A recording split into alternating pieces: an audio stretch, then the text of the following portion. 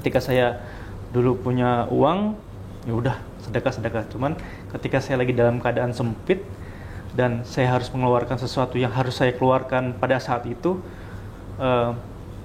emang berat, Pak. Wah, ya Allah, kalau gue ngeluarin duit segini, besok makan gue gimana ya, besok kehidupan gue gimana ya. Ketika blackout, posisinya adalah ketika saya pengen sholat subuh, Pak, waktu itu. Terus kok agak kayak muter gitu ya. Untungnya ketika saat itu saya sempat kepikiran untuk buka pintu kamar mandi dari dalam tuh, kuncinya ceklek gitu kan. Pas saya buka, tiba-tiba hilang aja gitu, Pak. Ini gelap semua, keluarga saya ada yang manggil-manggilin, ada yang nangis, ada yang ngaji, ada yang apa gitu kan. Saya berpikir, ya ampun, saya nggak bisa melek, saya cuma bisa ngedenger doang. Ini apa hari ini saya meninggal ya? Assalamualaikum warahmatullahi wabarakatuh. A'udzubillahi minasyaitonirrajim. Bismillahirrahmanirrahim. Alhamdulillahirabbil alamin. Allahumma shalli ala Muhammad wa ala ali Muhammad. Rabbana dzalamna anfusana wa illam taghfir lana wa tarhamna lanakunanna minal khasirin. Rabbi shrah li sadri wa yassir li amri wahlul 'uqdatam min lisani yafqahu qawli. Amin amin ya rabbal alamin. Alhamdulillah para sahabat Quran sekalian, di episode kali ini kita kedatangan artis Indonesia, Chand Kelvin. Assalamualaikum. Alhamdulillah sekarang banyak sekali ya artis yang rajin untuk berjamaah. Insya Allah, Pak. Melalui proses hijrah dari waktu ke waktu untuk memperbaiki kualitas diri. Dan mudah-mudahan ini bisa menular kepada fans base-nya. Amin. Yang mengidolakan mudah-mudahan bisa melihat, ternyata artis juga rajin ya. Jadi istilahnya nyentil. Sekarang sih paling lagi ada jalan sinetron juga sesekali itu kan, dan paling kemarin saya lagi ngambil S2, Pak. S2? Di Malaysia. Cuman karena lagi kondisi pandemik begini, pada akhirnya sekarang di sana juga di lockdown. Nah, tadinya kan saya rencananya November ini kan akan graduation tuh, Pak. Ya alhamdulillah kayaknya bakalan mundur gitu. Nah, ya, jadi pertanyaan menarik adalah gini.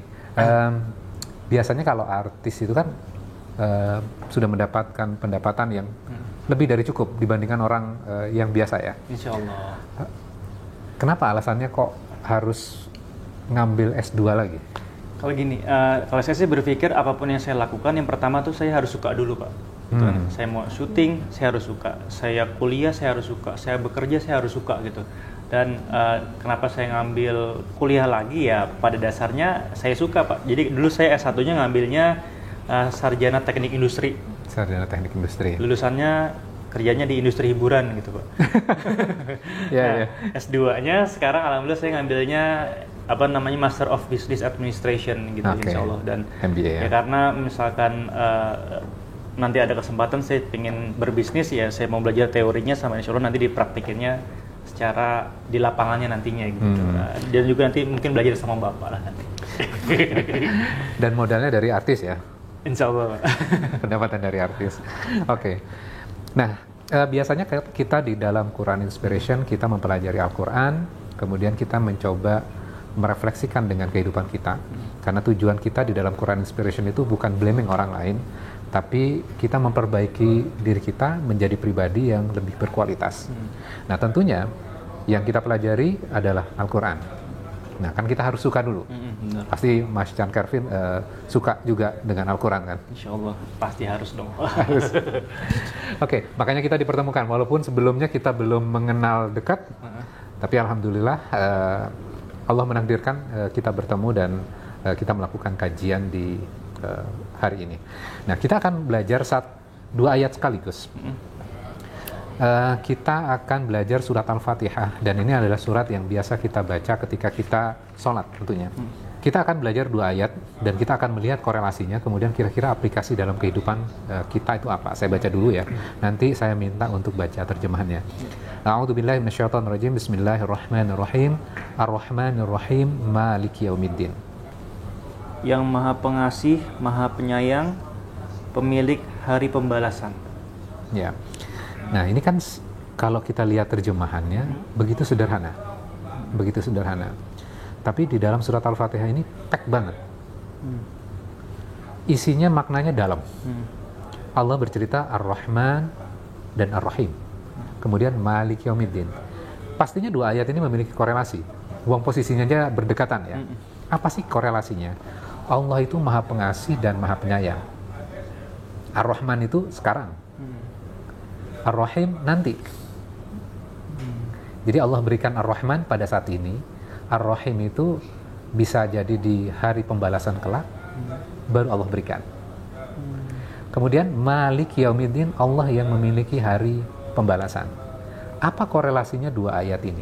Ar-Rahman, Ar-Rahim, dan Malik Yaumiddin. Misal gini, saya berikan sebuah ilustrasi supaya gampang untuk bisa memahami dari ayat ini. Ilustrasinya ini, ada seorang guru. Guru ini baik, ngajarin murid-muridnya, dan guru ini masih baru.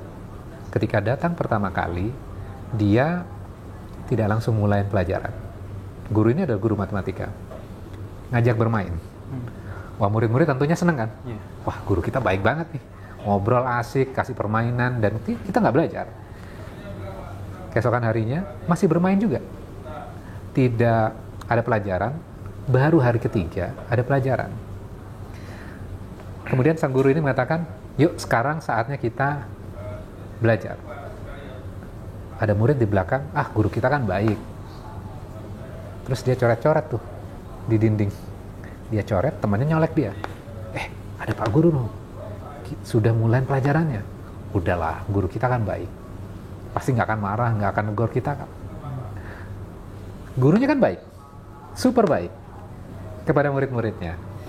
Nah, tapi ada murid yang memanfaatkan kebaikan gurunya dengan tidak memperhatikan, bahkan mencoret-coret dinding.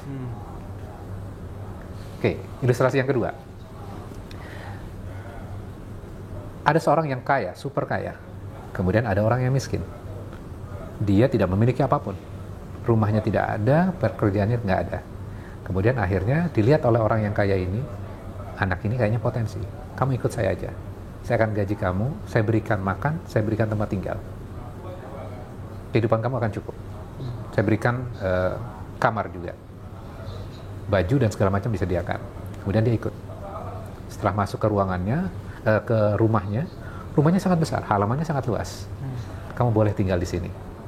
Kamu boleh ngapain aja di dalam rumah ini, kecuali saya minta syarat. Kamu tidak boleh masuk ke ruangan private saya. Ruangan ini ditujukan, ruangan ini kamu nggak boleh masukin dengan alasan apapun. Akhirnya dia tinggal di situ. Dia bahagia sekali. Makanan tersedia, sarapan tersedia, makan siang, makan malam, baju juga tersedia. Semuanya sudah ada. Kemudian suatu waktu dia tanpa sengaja memasuki ruangan yang dilarang ini. Ada rasa bersalah tuh. Aduh, pasti bos saya marah nih. Ada rasa bersalah, perasaan nggak nyaman pada dirinya karena melanggar ketentuan dari bosnya. Kemudian dia balik ke ruangan dan tidak terjadi apa-apa. Bosnya nggak marah sama dia. Bosnya ngelihat nggak? Bosnya ngelihat. Bosnya hanya ngelihat, kemudian memalingkan muka. Tapi ada perasaan bersalah itu tetap ada pada dirinya.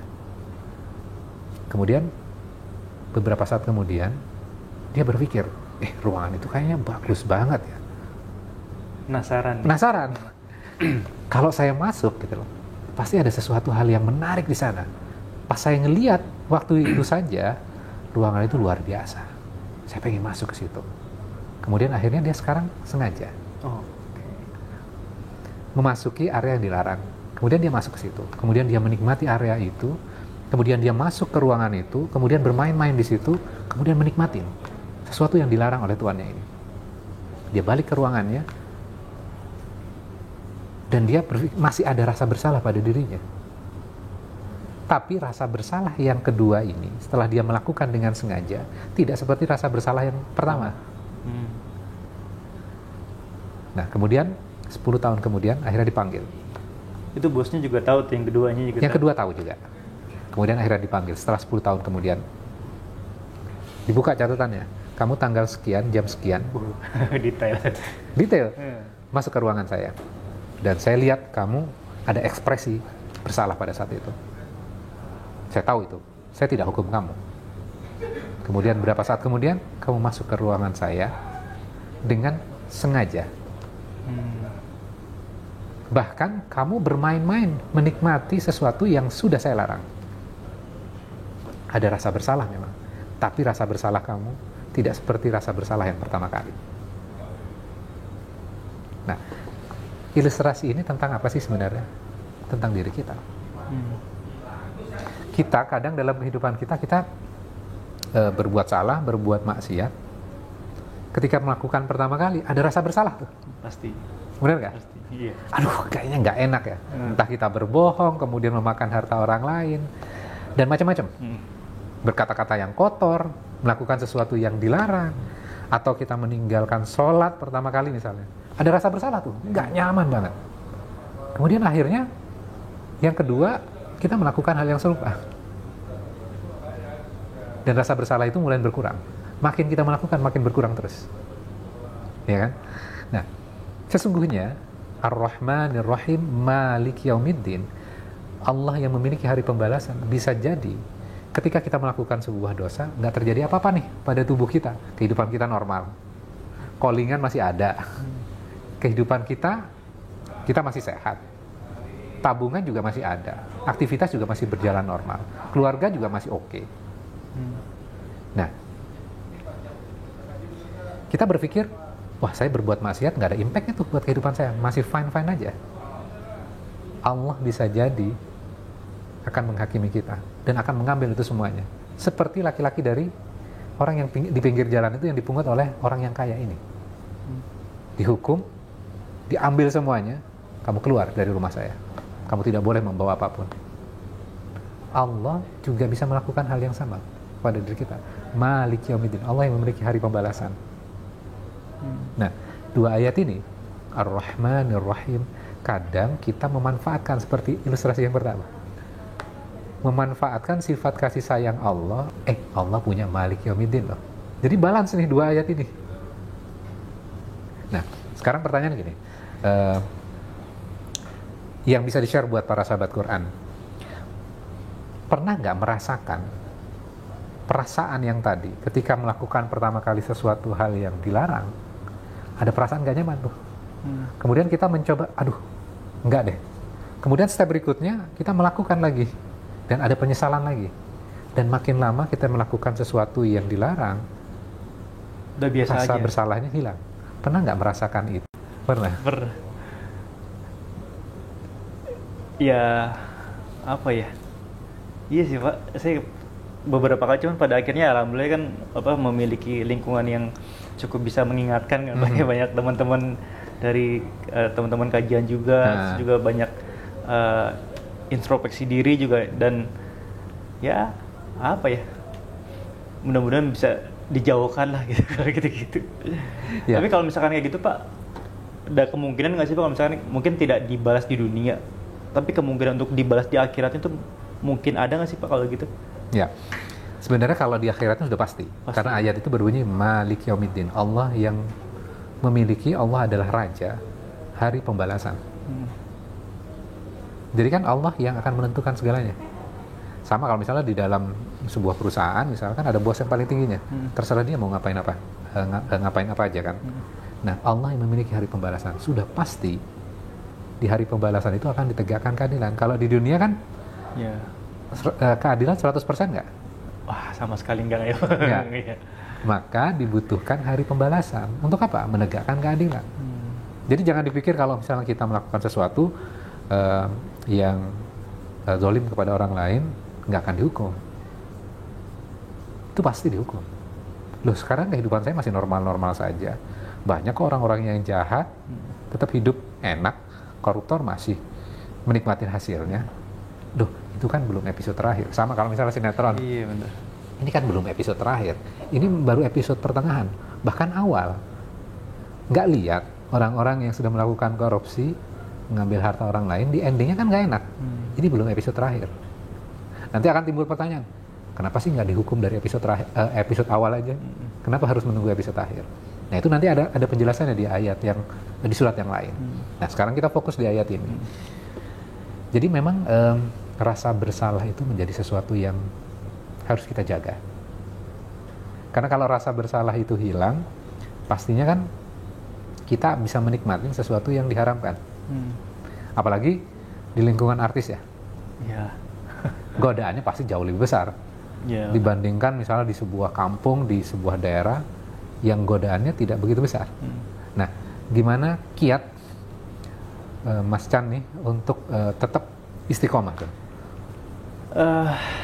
Kalau saya sih mungkin kalau misalnya dibilang banyak salah, banyak dosa sih pasti Pak, banyak banget. Jadi ya alhamdulillahnya saya berada di lingkungan yang cukup mendukung.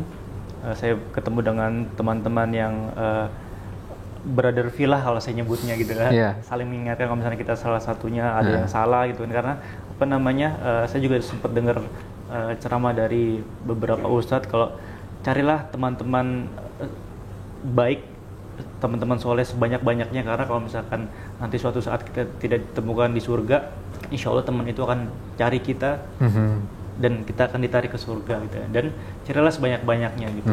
Dan ya alhamdulillah apa namanya, ketika kita berada di lingkungan yang baik, kita sering diingatkan.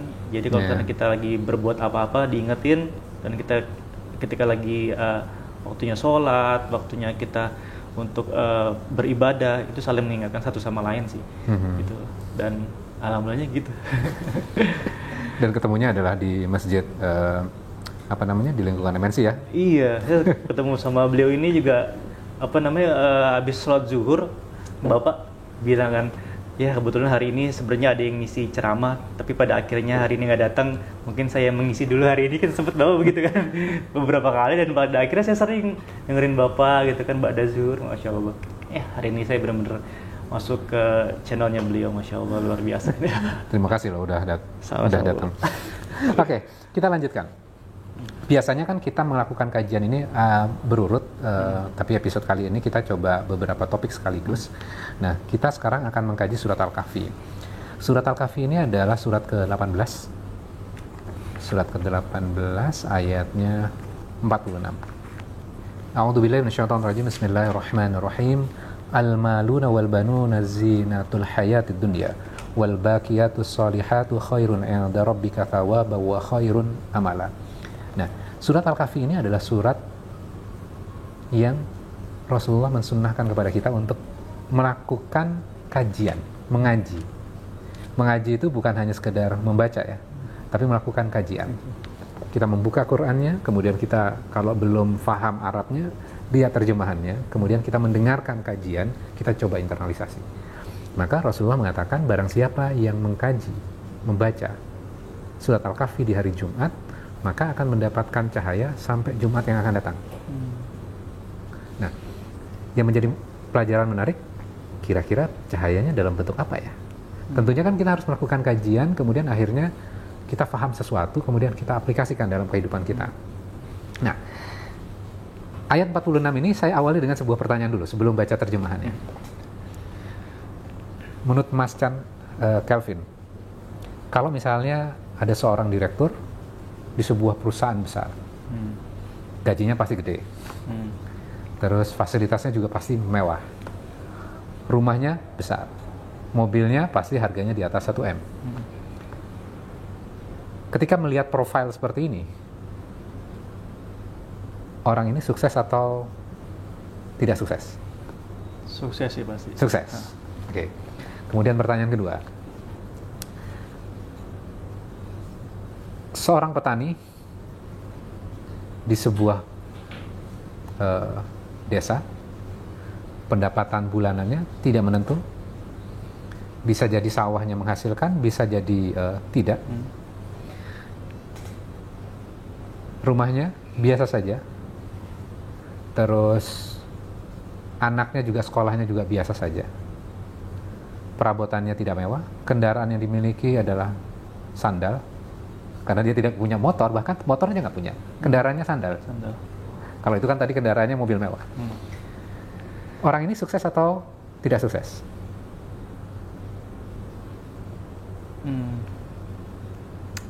Tergantung kita ngeliat dari sudut pandangnya sih Pak. Ya, oke. Oke, sekarang kita mendalami sudut pandangnya apa. Nah, kalau saya menggunakan kacamata ini, pasti ada lensanya, sesuai dengan kebutuhan setiap orang. Lensa saya pasti berbeda dengan orang lain. Tadi Mas Chan bilang bahwa parameter ngukurnya apa sih? Kan tergantung.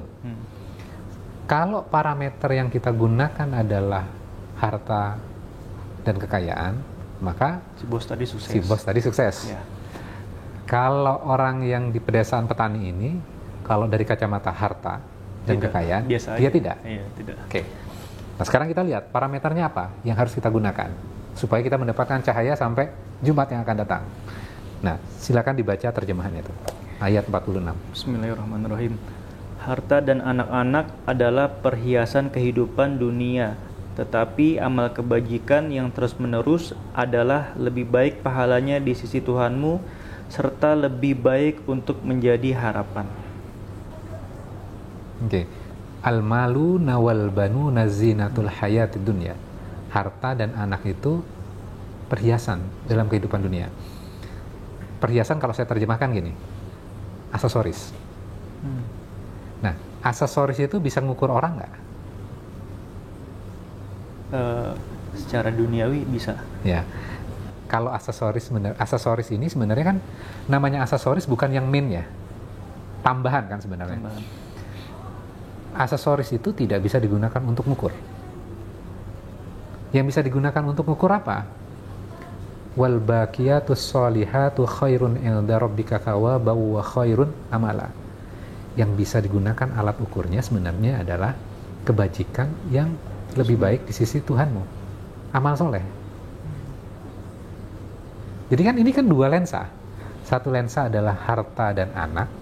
Kalau misalnya orang yang punya anak kemudian sekolah sampai ke luar negeri, pasti orang tuanya dikatakan oleh tetangga-tetangganya orang tua itu sukses. Karena anaknya jadi orang.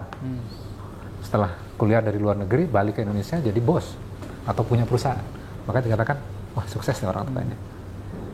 Kenapa? Menggunakan lensa harta dan anak. Ternyata di ayat 46 ini Allah mengatakan harta dan anak itu aksesoris. Aksesoris tidak bisa digunakan untuk mengukur orang. Yang bisa digunakan untuk mengukur orang apa? Amal kebajikan. Amal kebajikan.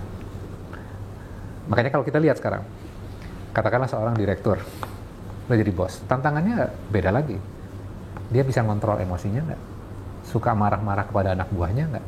Suka melemparkan kata-kata yang tidak baik nggak? Suka menyakiti orang lain nggak? Menyakiti anak buah itu lebih gampang loh dibandingkan berbicara kepada orang lain. Iya. Kalau sama teman masih bisa dilawan ya. Ini anak buah. Nah tantangannya kan di situ kan, ujiannya di situ. Maka sekarang saya balik nih sekarang. Mas Chan, kalau tadi orang ini dikatakan kaya karena ukurannya harta dan anak kan. Sekarang lensanya diganti. Amalan soleh. Kalau dia direktur, kemudian dia suka marah-marah, menyakiti orang lain, sukses nggak dia? Enggak. Kemudian dia pelit, tidak mau menyedekahkan hartanya? Enggak. Tidak. Oke, sekarang petani miskin tadi. Petani miskin di sebuah pedesaan, dia tidak memiliki apa-apa, tidak dunia. Yang dipegang dunianya tidak banyak.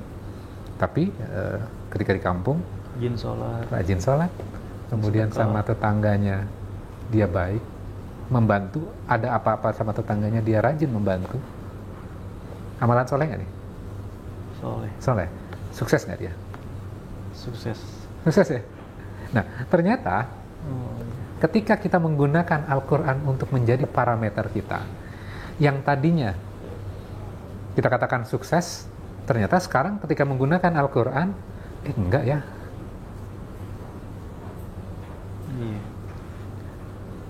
Dan begitu pun sebaliknya, yang kita katakan tidak sukses, ternyata dari kacamata satu ayat ini, ternyata dia sukses kok. Nah, menariknya Al-Quran adalah seperti itu. Jadi merubah cara pandang kita untuk kita ngelihat sukses atau enggak. Nah, sekarang di state Mas Chan Kelvin sekarang gitu loh.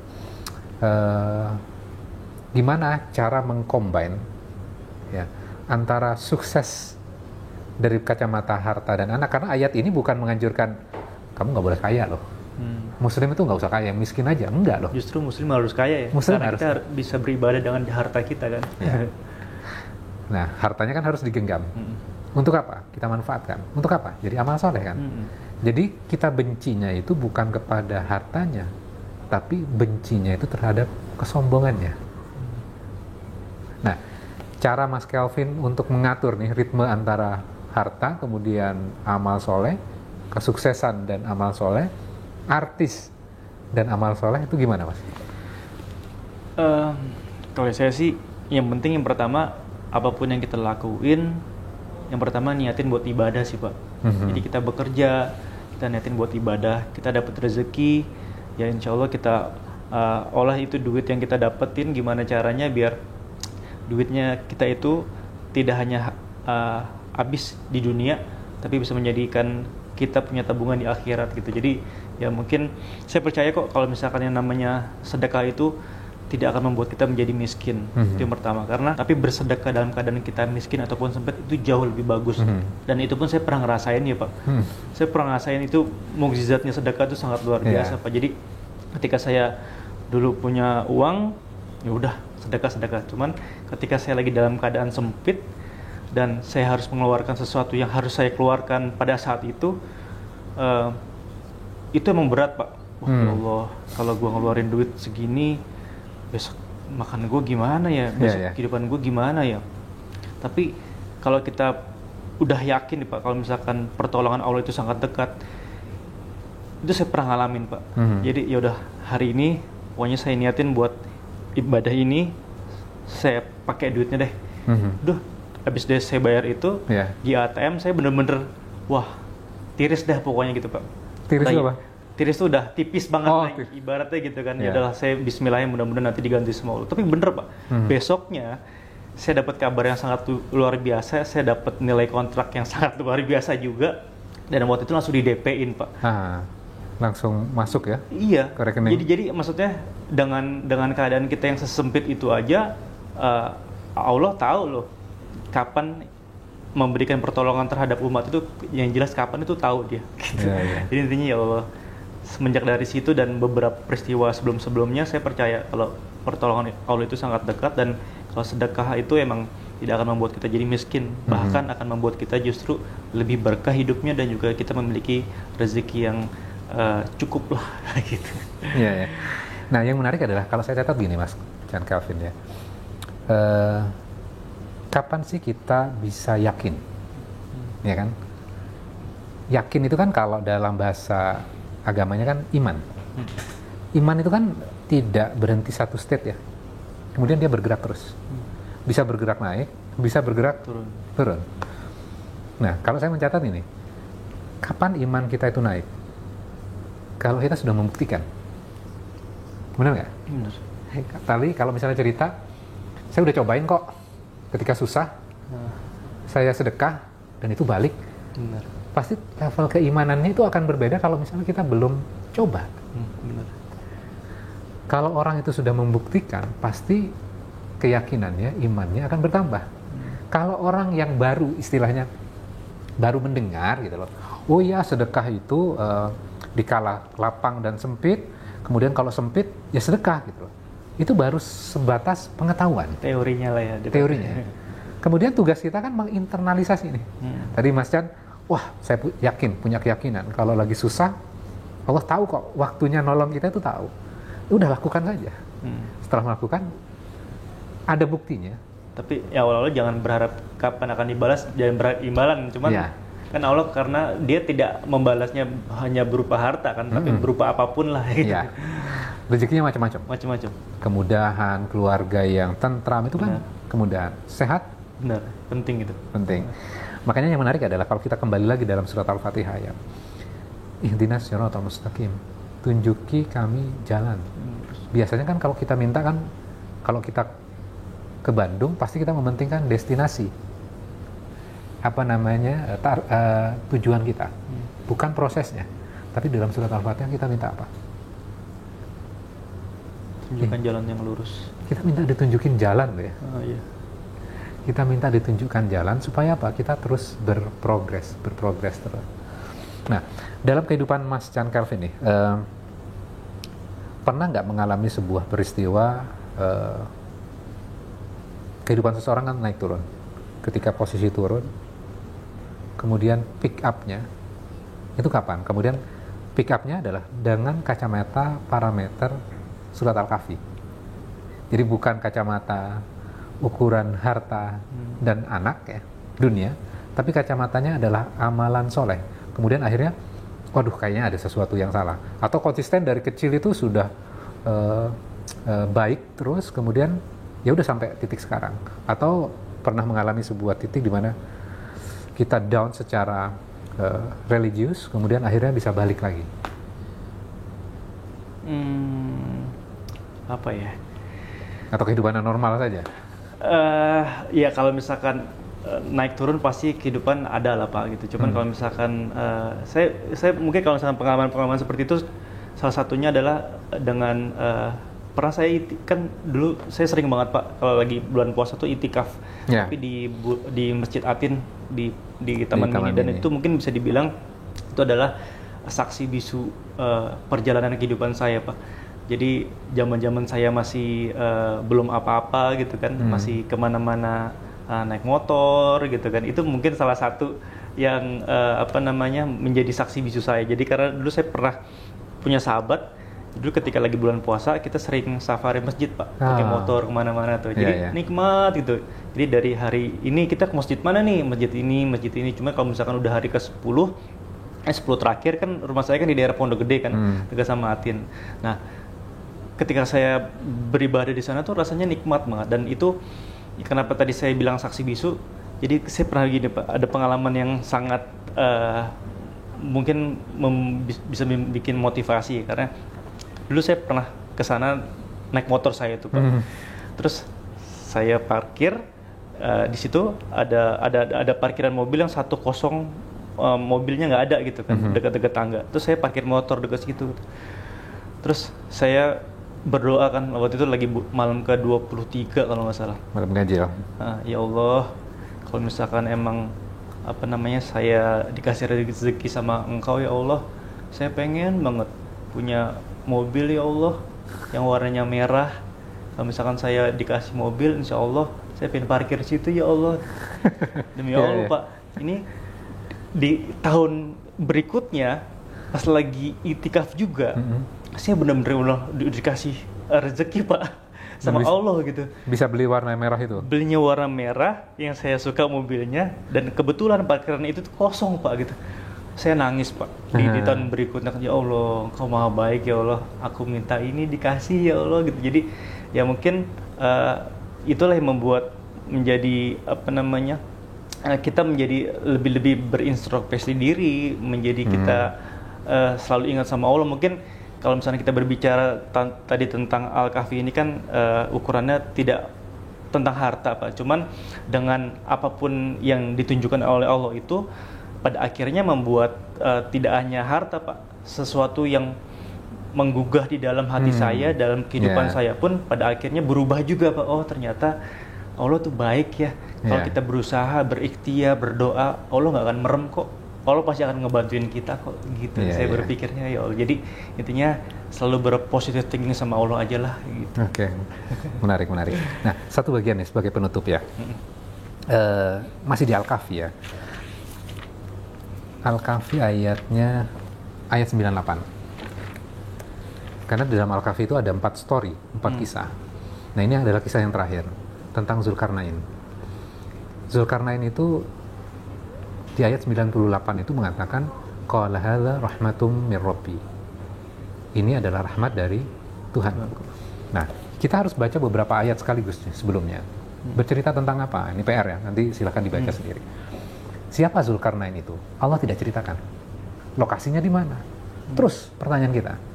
Dan yang menjadi sebuah tragedi adalah kita meninggalkan sesuatu yang Allah abadikan di dalam Al-Quran, mencari sesuatu yang tidak ada dalam Al-Quran. Yang di dalam Al-Quran pastinya lebih penting dibandingkan sesuatu yang Allah tidak ceritakan. Ini kan mindset ya.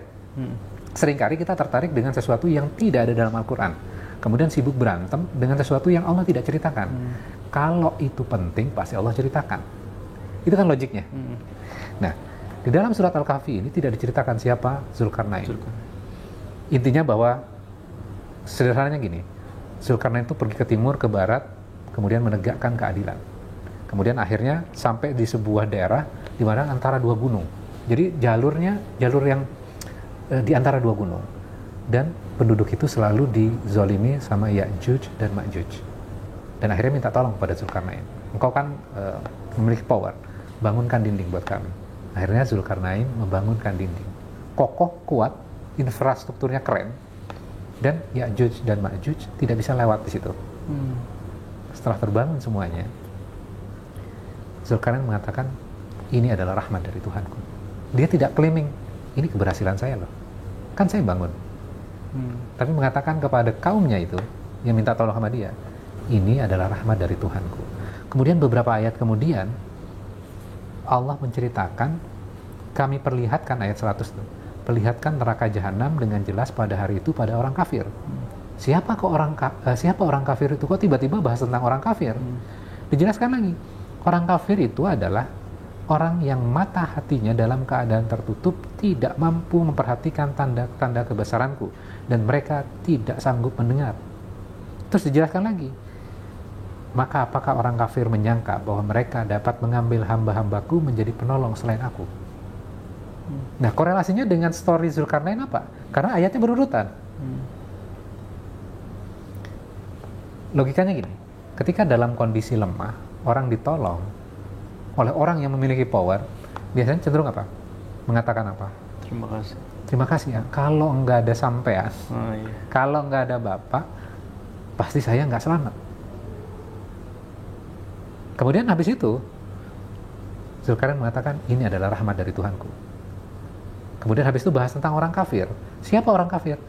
Orang kafir yang adalah orang-orang yang tidak mampu menggunakan mata hatinya dan pendengarannya untuk melihat kebesaran Allah. Siapa yang nolong di balik itu semuanya? Allah loh. Jadi kamu jangan lihat hanya Zulkarnain ya. Zulkarnain udah ngomong, ini rahmat dari Tuhanku. Jadi kafir itu, kalau kita kan belajar kafir kan buat orang lain. Nah sekarang Al-Kafi ini memberikan pelajaran buat kita untuk evaluasi. Jangan-jangan kita masuk definisi ayat ini. Apakah engkau menjadikan hamba-hambaku penolong selain aku? Wah, serem juga nih. Kalau kita terjemahkan dalam bahasa sederhananya gini. Katakanlah, dulu sebelum jadi artis, kemudian ditolong oleh seorang produser atau sutradara. Ini anak nih potensial nih. Kemudian dibawalah dalam industri ini. Bisa aja misalnya mengatakan, makasih ya Pak, kalau nggak ada bapak saya pasti kehidupan saya nggak kebeli tuh mobil tadi misalnya. Atau misalnya kita pergi ke dokter misalnya, makasih ya dok sudah menyelamatkan nyawa saya. Kalau nggak ada dokter, pasti saya udah meninggal. Apakah engkau menjadikan hamba-hambaku penolong selain aku? Kamu nggak lihat siapa yang menolong di balik itu semuanya? Di balik dokter itu siapa? Allahnya kan. Nah, kadang kita melewati bagian ini. Kita sibuk menuduh orang lain kafir, tapi kita tidak melakukan evaluasi diri pada diri kita. Nah, tadi yang menarik adalah kenapa saya lari ke ayat ini. Tadi Mas Chan cerita dari story-nya itu, bercerita Allah maha baiknya.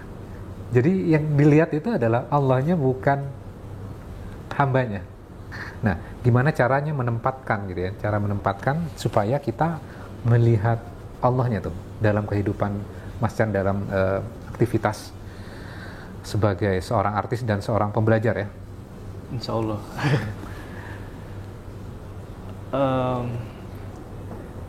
Gimana ya? Ya mungkin kalau misalkan itu sih hati sih Pak yang merasakan ya. Hati ya. Iya ya.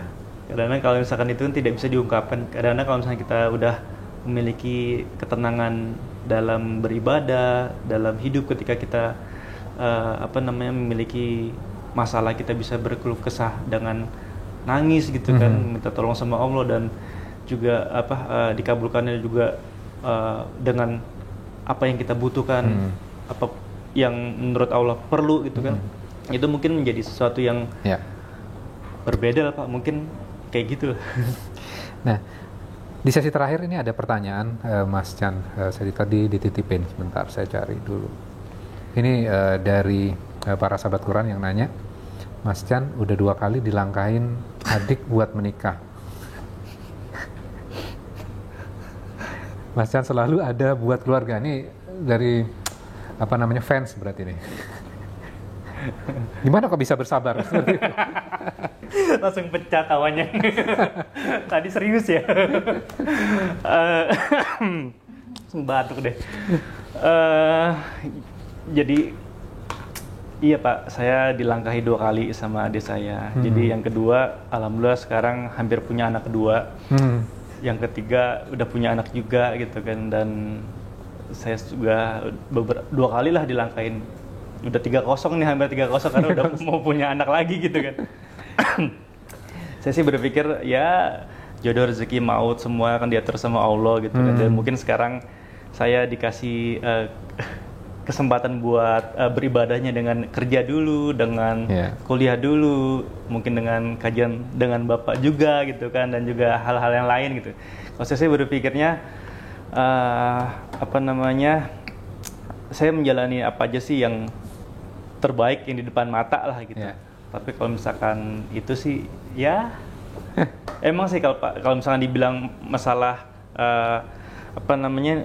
pengen banget, cuman makin kesini mungkin salahnya agak sedikit pemilih sih Pak. Gitu.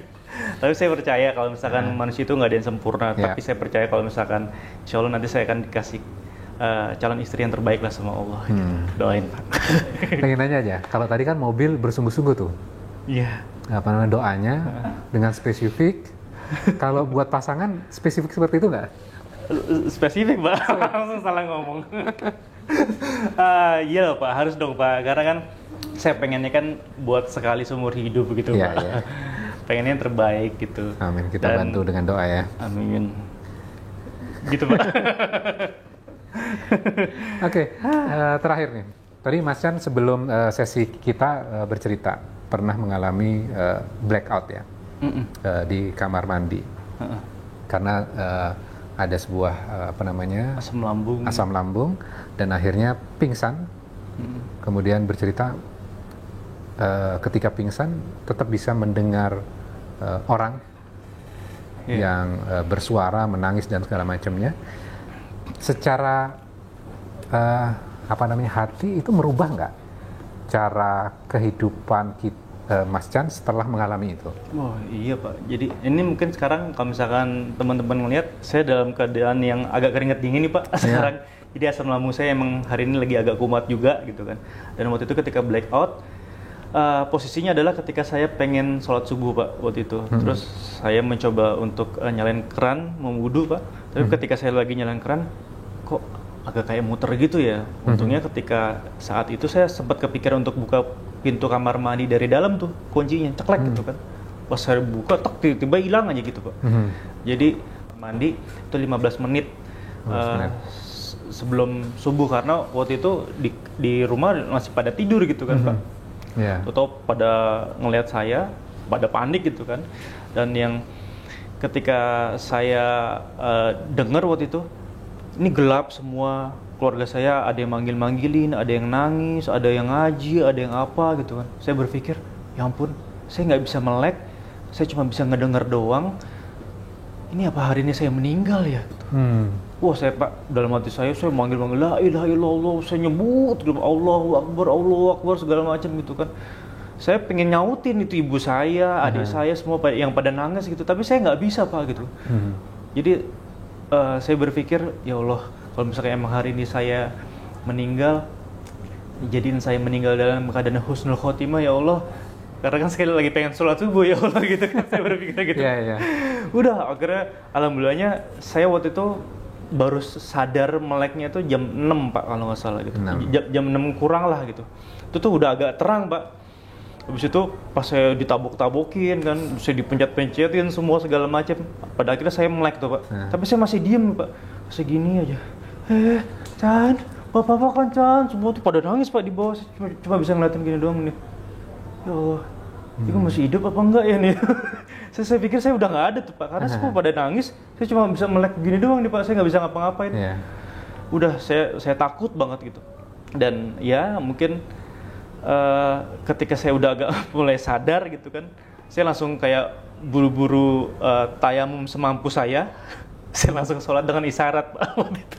Langsung sholat ya? Langsung sholat dengan isyarat karena saya takut banget hari itu saya dipanggil sama Allah gitu. Dan ya dari situ mungkin saya jadikan itu suatu teguran yang mungkin bisa menjadi bahan renungan saya, karena kalau misalkan orang dalam keadaan sehat pun kapanpun bisa dipanggil lo sama Allah gitu kan. Karena yang namanya hidup itu, umur itu juga kita nggak ada yang tahu semuanya gitu. Dan alhamdulillah hal ini saya juga masih ada di sini Pak gitu. Alhamdulillah. Dan ketika kejadian itu dan setelahnya, kejadian itu merubah nggak cara berpikir, cara pandang, kemudian amal? Pastinya Pak. Pastinya Pak, karena apalagi saya sering kambuhan begini kan. Karena kalau udah lagi kambuhan gitu super luar biasa deg-degannya Pak, karena keringat dingin, suka deg-degan gitu kan. Yang pada akhirnya ya kita harus berbuat baiklah sama orang sekeliling itu. Kalau bisa berbuat baik sama Allah juga, berbuat baik sama orang, banyakin amal, dan ya setidaknya itu bisa membuat motivasi diri kita untuk jauh lebih baik dibandingkan sebelumnya lah gitu, insya Allah. Biasanya kan ketika orang melihat sebuah kejadian misalnya sakit, itu kan dianggap sebagai penggugur dosa, musibah gitu ya. Tapi juga orang kadang ada bisa melihat bahwa sakit itu adalah rezeki, nikmat. Nikmatnya apa? Karena tersadar. Dibandingkan kita nggak ada apa-apa gitu loh, maksiatnya terus, nanti balik lagi surat Al-Fatihah itu. Malik Yaumiddin baru setelah meninggal gitu, baru sadar. Jadi sakit itu kan sebenarnya berarti kan pengingat. Dan itu kan bagian rezeki. Tadi Mas Chan tadi cerita, rezeki itu bukan hanya harta saja kan. Itu juga bisa bagian dari rezeki yang Allah datangkan. Kesadaran kan berarti. Kemudian akhirnya merubah cara pandang, cara beramal. Waduh, berarti ini sakit, ini bisa kapanpun Allah ambil kan. Jadi kan prepare-nya lebih awal ya, lebih awal. Dan mudah-mudahan sakit itu juga jadi penggugur dosa, dan yang kedua adalah sebagai pengingat kita untuk bisa menjadi pribadi yang lebih baik lagi. Oke, dan yang terakhir buat para sahabat Quran sekalian, kira-kira apa pesan yang ingin disampaikan? Ya paling kita berusaha masing-masing untuk selalu berbuat baik terhadap orang, positive thinking terus sama Allah, dan yang pastinya carilah sahabat-sahabat yang bisa membawa kita kepada surga. Karena kalau misalkan nanti kelak kita tidak ditemukan di surga, insya Allah sahabat-sahabat itulah yang akan membuat kita ditarik ke surganya Allah nanti. Dan insya Allah juga saya juga sempat dengar ceramah Pak, kalau misalkan dari beberapa ustadz ya, kalau misalkan kita itu masuk ke dalam surga ternyata tidak hanya karena amalan kita Pak, bukan karena pahala kita, tapi karena ridho dari Allah, ya kan? Kalau misalkan hidayah dari Allah dan juga keberkahan dari Allah. Karena misalkan suatu saat saya pernah juga dengar suatu cerita, jadi kayak ada orang yang sombong ketika dimasukkan ke dalam surga. Kamu tuh masuk ke dalam surga kenapa sih? Iya, saya masuk ke dalam surga karena pahala saya dong, karena pahala saya banyak segala macam gitu kan. Tapi ternyata karena kesombongannya itu dia dibalikan ke dalam neraka gitu. Tapi ketika kita masuk ke dalam surga itu, percayalah tidak hanya dengan amalan pahala kita semata, tapi karena keridhaan dari Allah gitu. Ya, dari situ kita belajar, mudah-mudahan carilah sebanyak-banyaknya keridhaan Allah, carilah sebanyak-banyaknya teman-teman yang soleh, dan yang pastinya carilah keridhaan dari kedua orang tua kita, karena keridhaan dari kedua orang tua kita, terutama ibu, adalah keridhaan dari Allah juga. Dan mudah-mudahan kita selalu bisa berbuat baik terhadap siapapun, kapanpun, dan dimanapun gitu. Masya Allah, luar biasa. Ini bisa memiliki tugas lagi. Tugasnya apa? Skala artis plus untuk melakukan dakwah juga. Sedikit-sedikit Pak. Karena setiap muslim itu punya kewajiban untuk melakukan dakwah, tidak harus menjadi ustadz dulu baru berdakwah. Setiap orang, setiap individu yang namanya muslim itu harus melakukan dakwah. Dakwahnya bisa melalui amal, bisa melalui dengan lisan, tidak harus naik ke atas mimbar, tapi dari perilaku sehari-hari itu bisa menjadi sebuah ladang untuk melakukan dakwah. Mudah-mudahan Mas Chan juga oleh Allah diberikan kesehatan. Amin. Dan dipertemukan dengan jodoh yang soleha. Amin ya Allah, amin ya Allah.